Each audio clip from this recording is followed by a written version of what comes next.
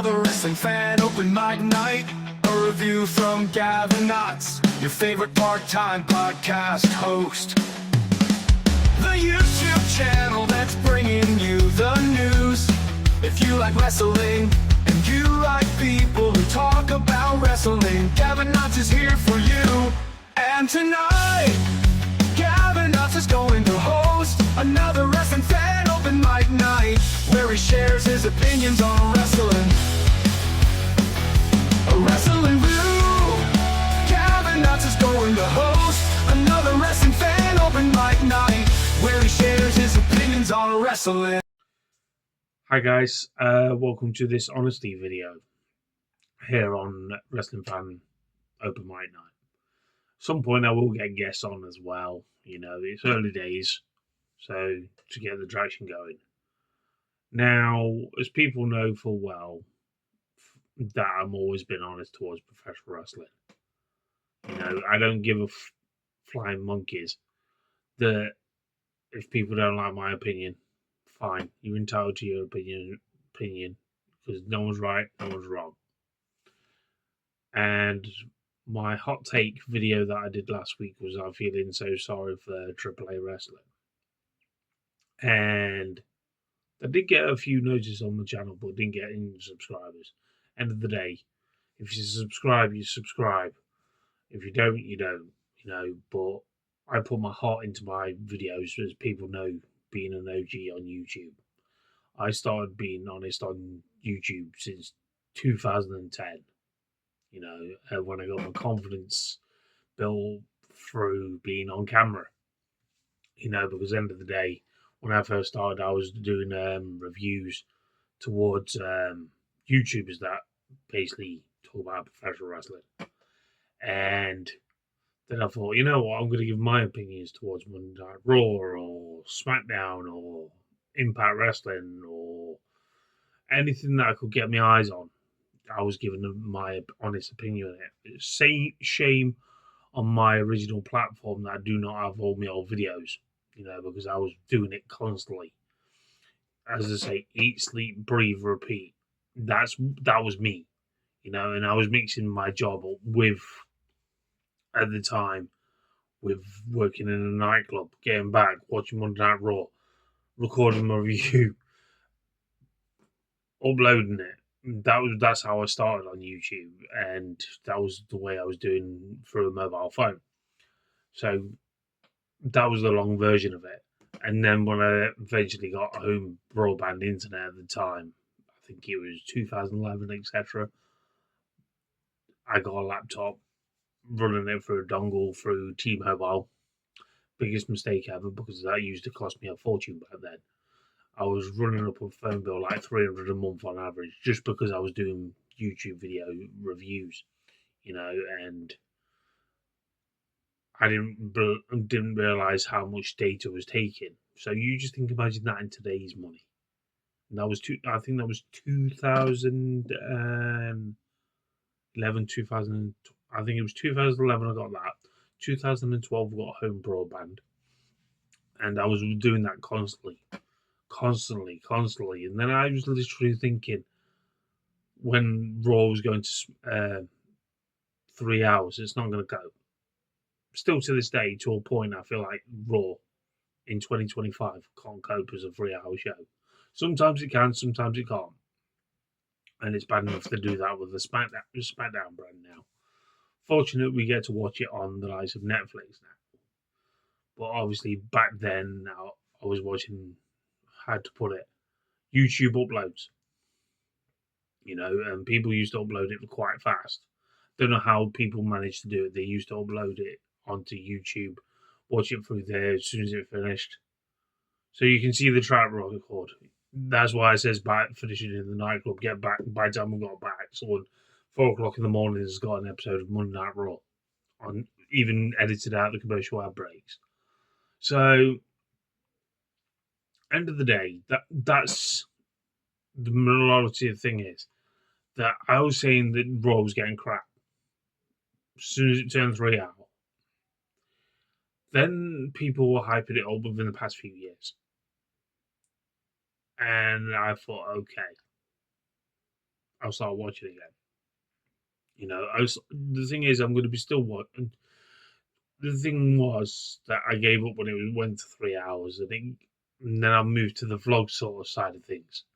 Lost a lot of vlogs due to certain things WWE didn't like you mentioning, like hypothetically, Boys and Tour ceased to exist, obviously because of that palaver, you know, and money backing and so on. Obviously, yes, this is pretty much what I covered on my first upload here on Open Mic Night. I know at the start, but then I invested my money into the independent scene more than WWE, even though it was reasonably priced back then. I look back and I'm thinking, God, I missed so many Raw tapings or SmackDown tapings. Obviously, the last WWE technically show I ever saw live in person was the NXT tour, which was on the takedown to London. I think that was 2015. I think that was the last WWE show I saw live. That just shows you. Near enough 10 years ago. I was gutted when they did the NXT UK, fair enough. Didn't bother with that because of the way they were pricing it.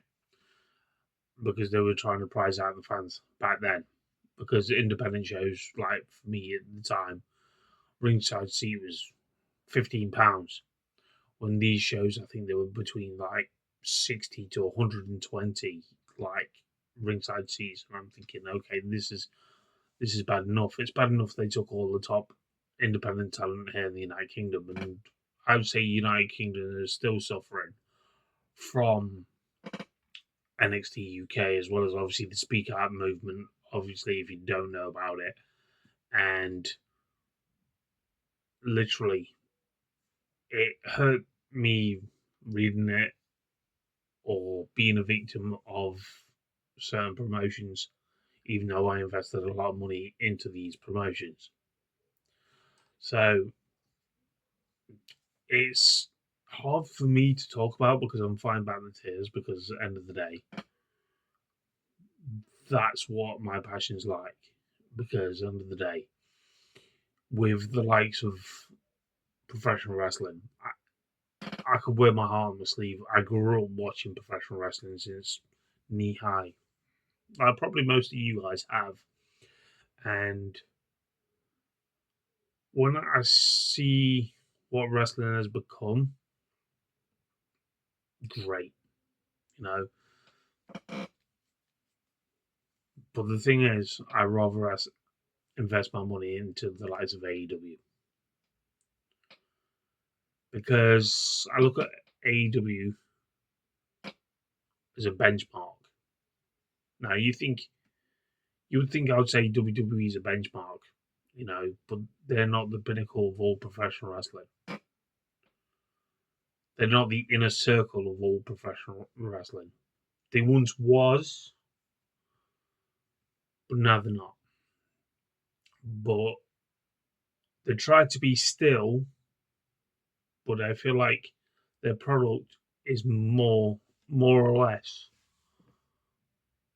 how to put it in a polite term that like people may take offense to it. That I feel like WWE is more like an indie show nowadays than it's ever been. Now, you may think, oh, it's WWE, don't compare it to the indies. The only reason why I'm comparing it to the indies, look how many former independent talent there was, or still is, in fact, in their roster. You look at the current roster, you telling me they're not indie. Seth Rollins, prime example. Tyler Black in Ring of Honor. You know, the thing with Ring of Honor, it was a big fish. Small fish in a big pond when he was there. Kevin Owens, Sami Zayn, the list goes on endless. You know, because at the end of the day, WWE want to program you as a fan to believe what you want to believe. but I see it as a glorified indie show now. And I know it's a big step to say that, but it's true. But anyway,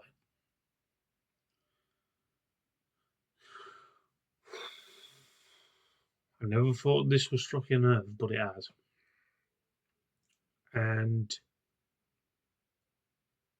it hurts me, because at the end of the day, I won't be sitting here other than talking about professional wrestling to you guys. That I go into wrestling, yeah, fair enough, at knee high, like I mentioned, but it was World of Sport when I first watched those. And then I lent on the TV remote. I can remember my first ever WWE, WWF, whatever you want to class it as, back in '86. British Heart Foundations versus the British Bulldogs. That was the first match I ever clapped eyes on. Never forgot it. Never looked back. But then I look at today's stuff, what they are giving to the fans for the price. I would say it's not worth it. Why do you think WrestleMania was dubbed one of the worst WrestleManias in over a decade? I'm glad I don't have a passport. I'm glad. I feel sorry for the people that went. Yeah, fair enough. People have their own opinions, like I've said. But I don't see myself investing into a WrestleMania. Now, I look back and regret the amount of WrestleManias I've missed that I could have invested in going to WrestleMania. WrestleMania 17, 18, 19, 20. Look at the prices back then. 21. I think the last time I felt like technically a WrestleMania sucked balls, and this is me being honest, WrestleMania 23. I felt that was underwhelming for what the card was.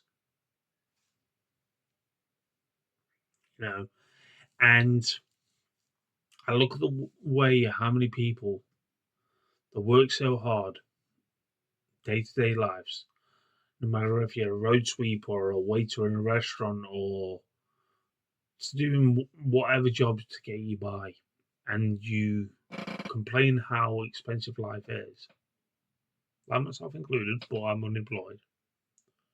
But when I was employed at the time, I was literally thinking, okay, you complain about day-to-day life, how expensive it is, but you can afford to go to WrestleMania.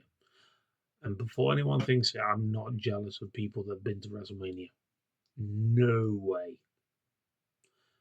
You've had your dream to go to a WrestleMania, job well done, you've accomplished that. If you've done it multiple times, job well done, you've done that. I respect everyone that has gone to a WrestleMania. I've got friends that have been to a WrestleMania. But with me, yes, I don't have a passport. But with my health conditions, that will hold me back because of insurance probably would be too high. I've always got that worry of going abroad. Then obviously with the likes of AEW came around, I'd rather invest my money there, like I was mentioning. Because the reason why I would say it's like it relates to me more.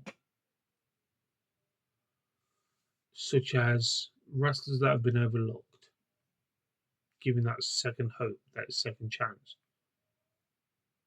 And I know it sounds corny, but that's how I see it. Because I've had that second chance in life with my pacemaker, with me suffering with Hokum's disease. I've actually had that second chance in life. To breathe, to have my heart rate normal, even though it's like battery packed. Don't worry, the microphone doesn't affect with it. But that's why I relate to AEW and the stuff they're putting out recently. It's improved. Yeah, it started off great. Yes, it went quite shitty. I'll be honest with you. It did go quite shitty. I do apologise for my chair creaks. But then it's boosted it back up again. And I feel like with AEW's problem, they've got so many talent they don't know what to do with. That's why you don't see that many talent on the likes of TV that people say stuck in catering. That's why I feel like the Lucha Bros didn't get utilized properly because they had nothing for them. It happens in all companies, like WWE, prime example. You don't see certain wrestlers, then they get released. Look at the recent release lot, and I've already talked about obviously the new signings from AAA. That's on my Raw review at the end of it. I didn't want to do a separate long video on it, but the reason why I say another reason why I want to invest is because I look at the people. Yeah, some talent may get paid a lot more money, and talent may get paid a lot more money than some wrestlers that are on their card. That happens in all wrestling companies. But I look at the likes of Will Ospreay. I've watched that kid grow up on the independent scene, and look where he's become. I've spoke to him many times. I'm supporting Will Ospreay because even though he's getting paid a lot of money, but I feel like if he did go the other way, yeah, fair enough. He's admitted the reason why he didn't go WWE.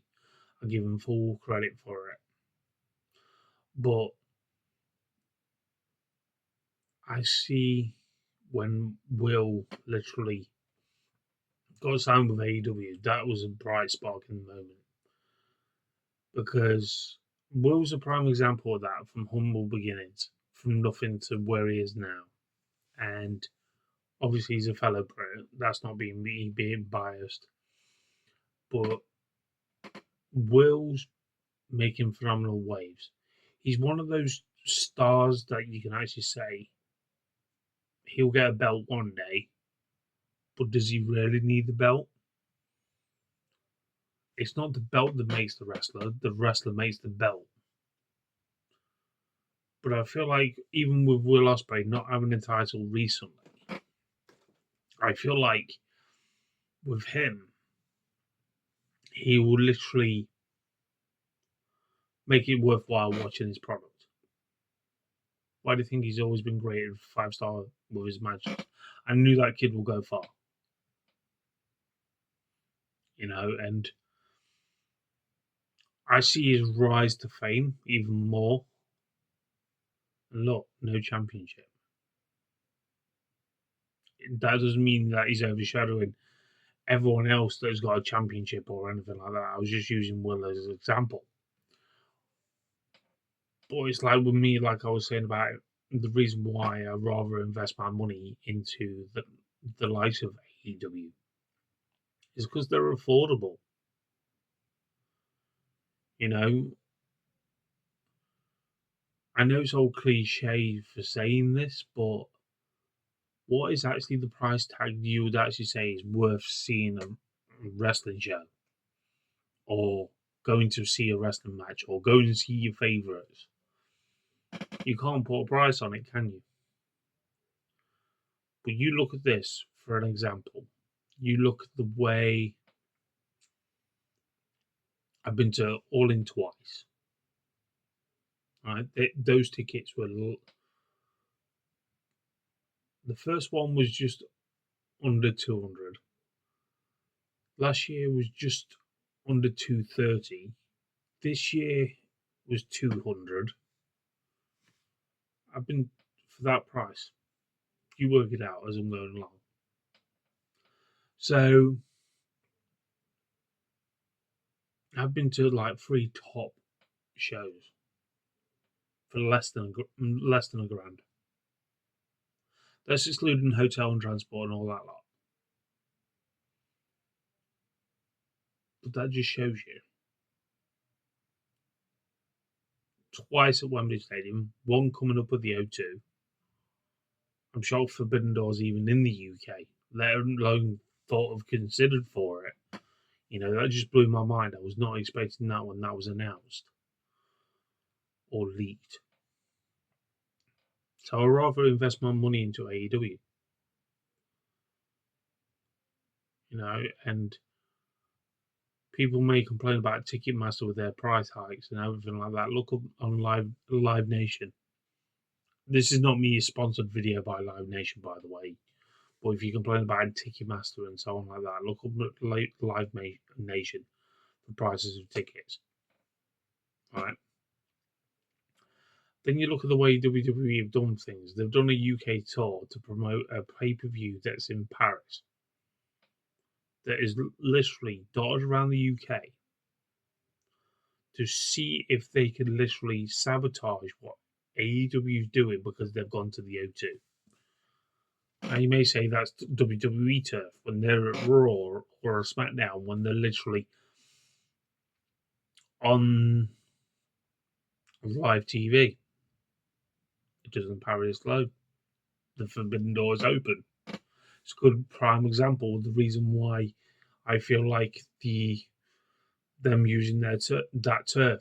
And that may give WWE fans a lot of hope that at some point WrestleMania will be in the UK so they could use Wembley Stadium in return. Might not materialise that way, but might actually happen. But for what you're getting, I think we've had better matches in the past from the likes of WWE to invest into those. Now, I don't call that people, but when people literally say about AEW, they say, oh, they got so many belts, they don't know what they're doing with them. Half the time, WWE does the same. It's hard to maintain belts in storylines wise as well. That's in any company. You've got to catch the right moment. And obviously you look at the likes of WWE at the moment. Apart from up to the end of Monday Night Raw last night, this past Monday night, sorry, that Seth's been carrying that company on his back. He really has, because they've not actually had no faces, as you would say, to showboat what WWE has done for years. And that's just me being honest. They've not done enough, but they've let him be technically the face of the company. Well, Cody's not there, well, CM Punk's not there, well, Drew McIntyre's not there, well, Sheamus has not been there, well, Rhea Ripley's been off and on, but she's the face technically as well of the company that they've built up. But they are future proofing themselves. They're doing future promotions, obviously, towards Evolution, the women's pay per view, the Worlds Collide, PLE that WWE are putting together. Part of is it the SummerSlam? No, it's Money in the Bank. We're going to be spoiled for choice on that day. I'm hoping it airs on Netflix or YouTube. That Worlds Collide. Don't get me wrong, I will be watching it. I hope to be watching it actually. But like I say with AEW, they're more affordable. I feel like you have a better atmosphere. I know it sounds daft, but it feels like it's better atmosphere in an AEW perspective. Because everyone wants that company to succeed.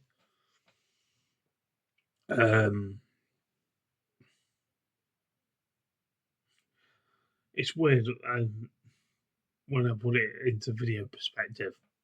I thought this would be an easy topic to cover, but it's not, because I thought technically WWE would up their game a lot better than they have, and they think, okay, fair enough, we're beating the likes of Dynamite in the ratings at the time. And then they eased off the pedal, even though they've upped their game. But this past, I would say, since, do I dare say it, apart from certain aspects of Road to WrestleMania from January, has been good, but not consistent. But I look at the way I want to invest my money. I want to invest my money into AEW because the pricing is completely right for today's market here in the United Kingdom. It appeals to a lot of fans, don't get me wrong. It's proven me wrong when I've said that I thought WWE's UK tour would affect AEW tickets, which it hasn't, because I don't think the UK tour tickets are on sale yet. But there's endless reasons that I could go through. The reason why I like to invest my money in AEW, because I look at the way I just feel like they're not as watered down. They're not tampered with. As the old saying goes, if it's not broken, don't try and fix it.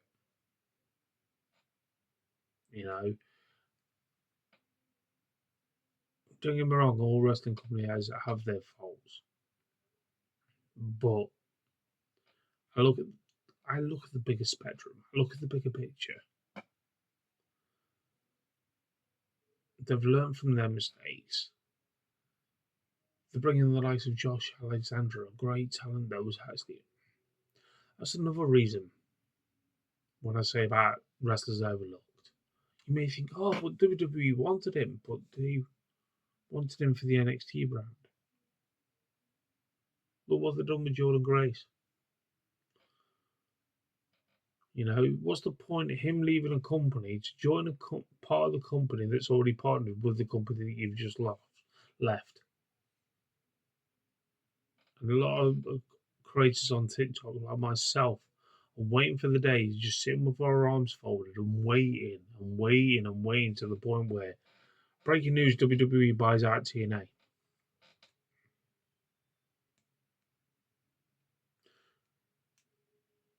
And that'll be tough to see, because I tried to invest my money into TNA back in 2000, I think it was 2012, 2013.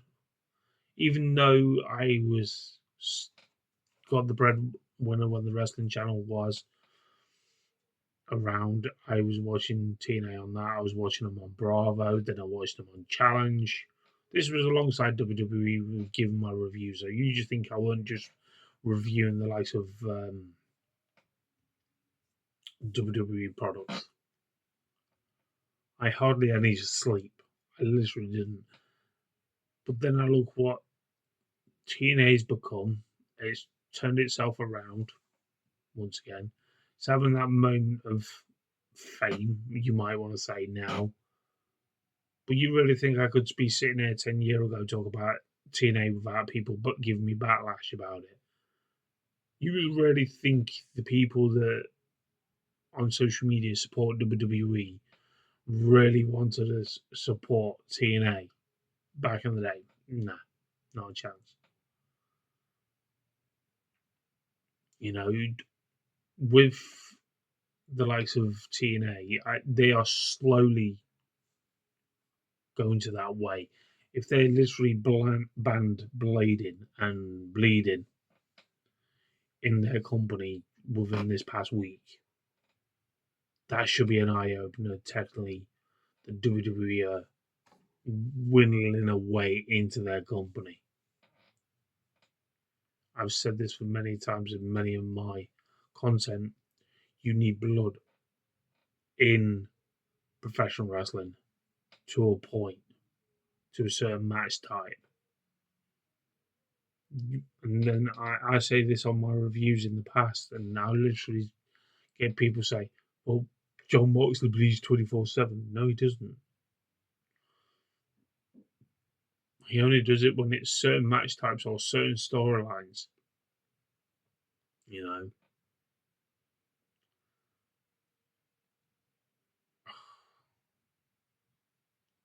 It's mad to think I'm getting emotional just talking about this. It really is. And that's the problem, is that's my passion. Wrestling is my passion. Yes, I'm a Manchester United fan. I've lost my passion in that at the moment. But even though I still watch every game that's on TV. But we don't get them all televised, do we? So I can't watch all of them. I listen to them on the radio if I need to be, the old-fashioned way. But like I was saying, I'm proud of TNA what they've actually accomplished on this Techley partnership, making money, improving attendance records. But the only problem is where I see fit. Granted, you literally had 4,000, just say 4,000 people in your attendance. People big up that massively, let alone AEW's had 4,000 attendance shows. People laugh and think they're pathetic for even trying. What's the difference? You're going to support wrestlers in their job. You're going to support wrestling for your fandom. What's the difference between that 20-foot ring that happens in the middle of an arena or middle of a bingo hall? I thought you was a wrestling fan, not a brand fan. Now the thing is, the reason why I say this, that's why I look at the way AEW is and will be. I will support them. You know, you look at the recent talent they've hired other than Josh Alexander. You know, they're not former WWE people. They're people making names for themselves. At least one thing they've nurtured over the years. They've nurtured wrestlers and done well with those wrestlers. You know, you look at 2019, people deems the four pillars of AEW: Darby Allin, Sammy Guevara. Damn, brain's just gone far. I do apologise, but MJF. You know, I know I can only name 3 of the 4 at the moment. You name the 4 pillars in 2020. You look at the 4 pillars in 2021, 23, 24. You look at since, I would say, yes, I would say with the likes of CM Punk leaving the company or being fired from the company was technically a blessing in disguise. You know, and that's me saying it. Yeah, they may have been hard hit by them. You know, because at the end of the day, WWE is supplying the CM Punk fans now. You look how poor tickets were sales when the likes of CM Punk being fired. But now they book smaller venues. It's smart. You know, to make it look good on camera. You know, but they still sell well. But you look, that's the problem where it lies. People followed where the brand, the business, the brand, where these wrestlers went. CM Punk is a brand. Phil Brooks is the business owner of CM Punk. You know, he may have literally dropped the ball. He got released. Massive hit to AEW. I'll admit it. Yeah, fair enough, he got paid a lot of money. But look at the way he's been. you know, whilst he was in AEW. The promise was there, but I felt like somewhat it didn't deliver to the expectations what CM Punk fans wanted. Not all people that liked CM Punk, but they do in WWE, but when they went to AEW, they didn't like him. That's not a true wrestling fan to me. You support whoever you want to support, but if they jump ship or whatever, or join a different company, are you going to follow that person? Another person who was a massive hit to AEW, Cody Rhodes. Over a disagreement, that's why he left the company. You know, I'm not into politics or anything like that, but I just want to point this out to everyone there. I'll be honest with you, it was a massive hit to AEW.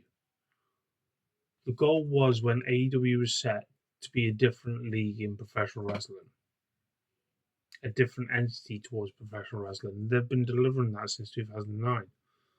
And people may think they'd make any excuse, but if a wrestler doesn't have a certain finisher that has been used as a normal move for another professional wrestler, for a different person, because it's not their finisher. That's why they don't use those moves. It's different move sets, different entities, you know, and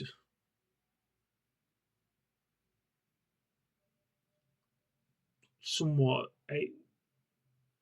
since 2009 they've been delivering 2019 what they set out to be and set out to do is be different in professional wrestling, different match types. Yeah, they made really another big hit. AEW talk was it the Japanese death match with all the explosions but failed to go off.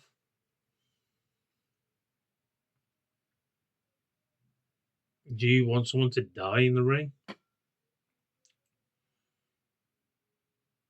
You know, some things I don't agree with what AEW does, like any company. Death Riders, I feel like it's run its course massively.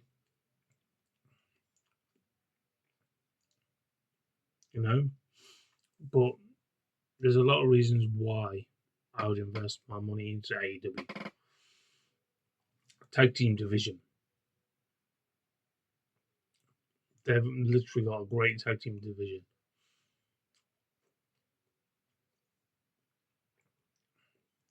You know, they've got great stars and great stars in the making. But it's not just because of I've been to two All-Ins and Forbidden Door in August this year. I'm not saying it because of that reason,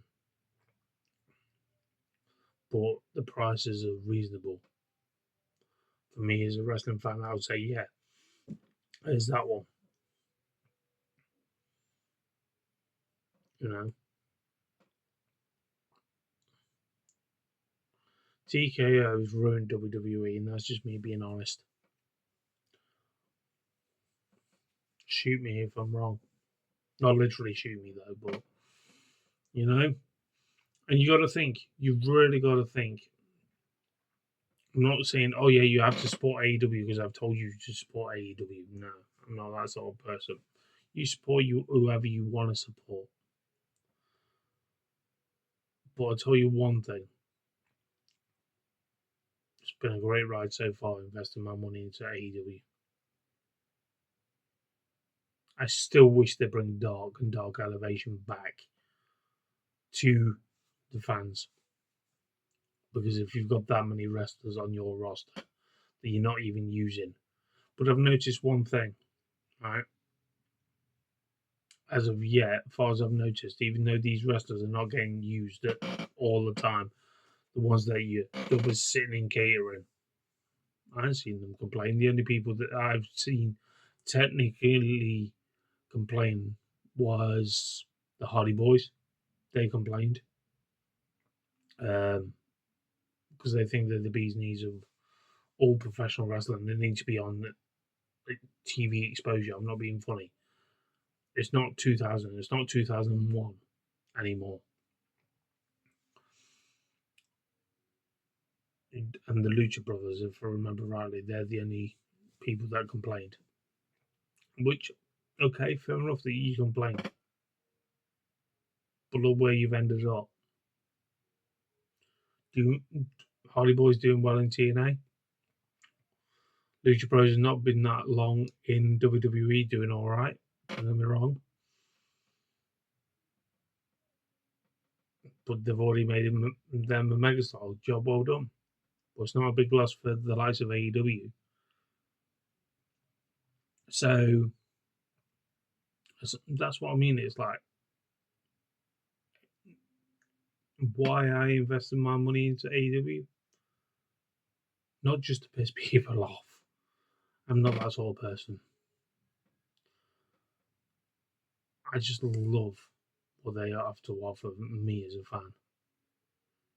You know, even though, yeah, fair enough, I would love to see what AEW could do with a 3-hour show. But then I look at the likes of, how to put it, I know they've got the summer blockbuster, which is a 4-hour show. That's a true testament, technically. Is that going to be a pay-per-view, or is that going to be a extended Dynamite? I'm intrigued. I really am intrigued to see what they've got planned for that. Other than the pay-per-views that they have, at least one thing with the pay-per-views, even though they've got TV specials, they know how to build towards them. That's what I feel like. I like what they have to offer. WWE tries to saturate the market too much as of late. You look about this summer, how many sort of Saturday Night Main Event are classed as a TV special. Then you've got the PLEs. But you've got to find a way to build a storyline to feed off from PLE to TV to PLE in a short space of time. Good luck to them. Because I'm going to be honest with you, it's going to be rough. It's going to be tough. And yeah, you got 2 nights. If you struggled with 2 nights of WrestleMania to a point, don't get me wrong, WrestleMania was good, some aspects of it. But if people are going to dub WrestleMania one of the worst out in over a decade, if not the worst in over a decade, actually, what people have been saying, which I've seen no end of reviews saying the same thing. Good luck with SummerSlam being 2 nights. Stop thinking of the money, think of the fans. And people saying, oh, it's living proof that WWE are listening, they are listening to the fans. No, they're not. They're just thinking in their pockets what more they can line it with. You know? And I know I've gone on for over 40 minutes, going on to 43 minutes now. But I'm just being honest with you. That's the reason. There's so many reasons offhand I can't think of. If I listed them, I'll be here all day. But that's just some of the reasons why I feel why I invest into AEW and invest my money into AEW. They're filling in the void what the market doesn't have. I'll say another reason. They're releasing DVDs and Blu-rays. WWE stopped that. And they've pissed off a lot of people by doing that. And yet these people that are pissed off with them still watch the product. You know, there's a massive poll going around. Sign our petition to bring back WWE DVDs and Blu-rays. I miss the days when I used to pick them up and think, oh yeah, this is good to watch. I love the documentaries, what WWE put out. Don't get me wrong, I do love what they do on documentaries. I don't mind watching the likes of LFG at the moment. I never got around to watching Rivals because I felt like they've changed the format of that. I watched WWE Legends. I only find these on Daily Motion, don't get me wrong. That's the only way I care to watch the. I feel like they've got more exclusives in the United States than they do here in the United Kingdom. Fair enough, we'll get Raw, SmackDown, and NXT on Netflix, as well as the PLEs. But some of the stuff that I've seen, Stephanie's Place, I don't mind watching that either. And I do like watching certain things. The McMahon documentary, I didn't mind watching that. I know people say it was uncomfortable to watch, but come on, what we've heard that it's been leaked within the past year or so, you really think we weren't expecting it?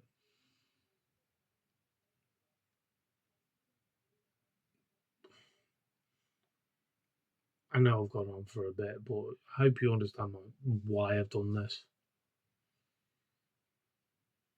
So, I know you're probably sending you to sleep or you're probably switched off by now. But thank you ever so much for tuning in. I do respect every one of you guys. Remember, keep hitting that subscribe button and that bell icon. And I'll be back soon for another review or whatever crosses my mind that I want to talk about. End of the day, it helps your mental health if you sit down and talk. If you've got no one to talk to in your family about professional wrestling, start up a YouTube channel. You never know where it may lead. Because at the end of the day, I made friends from doing this. And I enjoy doing it on TikTok as well. I've made friends from doing this. That's what upsets me the most. And I've got friends all dotted around the United Kingdom, including here in Nottingham. Yeah, granted that I talked to Paddy, I talked to Ollie, I talked to they're literally Nottingham based. But the time difference, they kill me to try and catch the people that I want to talk to about professional wrestling at the right time. Including my friend Sammy in Australia, to the point where my Mark is in Sheffield, only up the road. Even though we're up to at least one thing, the internet, I've literally made some amazing people doing this. All my friends in America from UWO podcast. I'm not naming them all, but hands down, I love to discover new channels here on YouTube as well as TikTok that talk about professional wrestling, because I would understand their passion towards professional wrestling. Because at the end of the day, our wrestling passion is different to someone else, to a different someone else, because everyone doesn't think the same. Everyone doesn't agree the same. You agree to disagree or disagree to agree. It's one of those when it comes to being on YouTube and so on. I'm grateful for the friends that I've made from doing this, because at the end of the day, they helped me a lot to boost my confidence to talk about professional wrestling in a positive light. And that's saying something. That's what I love about doing what I do. This is why I sit at my desk, talk about professional wrestling. I wouldn't have invested in a microphone. I wouldn't have invested into a webcam. I wouldn't have invested into a PC. I wouldn't have invested into certain aspects to bring to you. It's just little ingredients to the stepping stone. Remember, I started way back in 2010. I started talking about professional wrestling on my mobile phone, shooting videos from that, and then I do my vlogging in person. The old me is not the old me anymore. I built up so much confidence doing this, and I never look back and say I regret every moment of it. I love sharing my experiences. Why do you think I invested so much money into conventions? Other than to build my collection, but you see from my point of view. Obviously, I can't film everything that I do, but you get the gist. Because at the end of the day, I love sharing my experience with you on my Gavin Ott's channel. And Forbidden Door. Watch out for that one. But anyway, guys, I'm Offskis. Remember, keep hitting that subscribe button, keep hitting that bell icon. Catch you guys soon.